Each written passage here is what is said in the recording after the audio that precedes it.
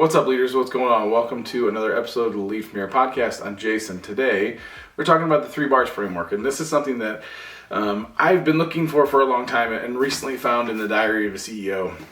And essentially, the 3 bars framework is a way to evaluate a person for culture fit in your company. This is one of the most difficult parts of being a leader, and firing somebody is always going to be the worst part for sure. Like we've talked about this on the channel before, we'll talk about it again. But ultimately, firing somebody as a leader is by far the hardest, worst, most soul-crushing thing you can do as a leader.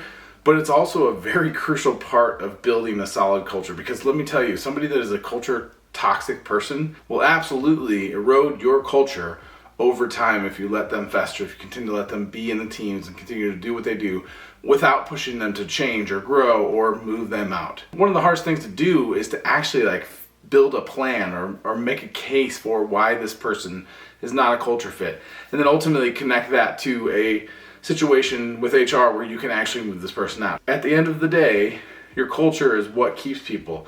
Your culture is what allows you to be as effective as possible. If you have a poor culture, odds are it's impacting your ability to deliver effective, quality work generally. All right, I think I made the point. From here, let's talk about the actual thing we're going to talk about, which is the 3 bars framework. And the 3 bars framework came from the Diary of a CEO. And the 3 bars framework is one of the 33 laws that he talks about in the book. Fantastic read. I would highly recommend this to anybody. I will link it down in the description. It's not an affiliate. I'm not getting paid for this. This is just a fantastic book. And it's on my desk. It is here right now for the video, but it's normally right here.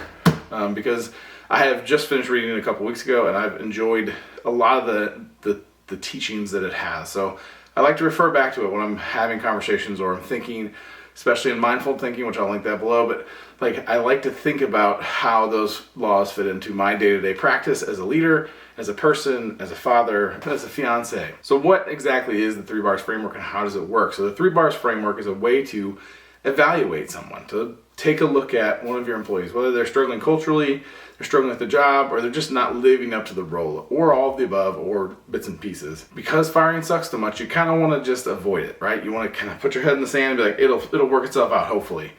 It won't. If somebody is a culture toxic person, you got to find a way to help them grow and figure it out, or move them out. Those are your 2 options. There's no we'll see how it goes. You have to take action, one way or another. Now, I'm always going to recommend that if you haven't done an action plan and actually built something out and said, you need to get here by this date, that's the first thing to do. But to understand if you need to do that, use the 3 bars framework. So how do you actually use this framework? So the framework is pretty straightforward. You look at the person that you think is struggling culturally, struggling at the job, or just not living up to the role that you need them to live up to. And you take that person, you look at the rest of your company, and you say, if this person's values, attitude, and standards were shared by every single person in the company, would our bar as a company be maintained? Would it be raised, or would it be lowered?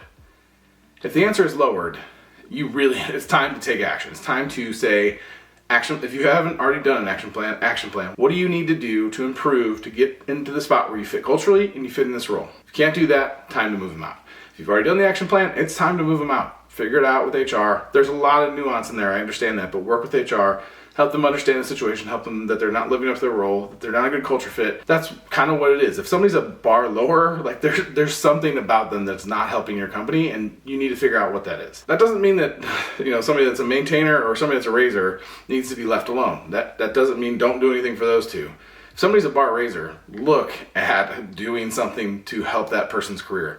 I would get them on a leadership track, and I would get them in a situation where they can get promoted as soon as possible. If somebody's a maintainer, then it's important to make sure that you have a plan in place to kind of get them to the bar raiser, to kind of continue to grow their career and grow them professionally, personally, and every other way that you can as an employer. Find ways to help them move along, to help grow, to help get better at their job. If you do that, and you take action at any of the 3 bars appropriate to what it needs to be, you can effectively protect your culture, which will absolutely, in the long run, as I talked about earlier, will 100% make you more effective as a company, as a leader, and just as a person generally.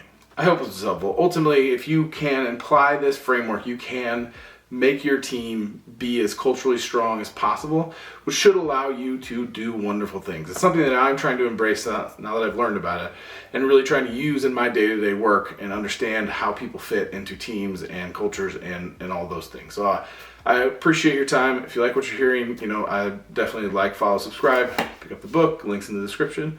Otherwise, take care.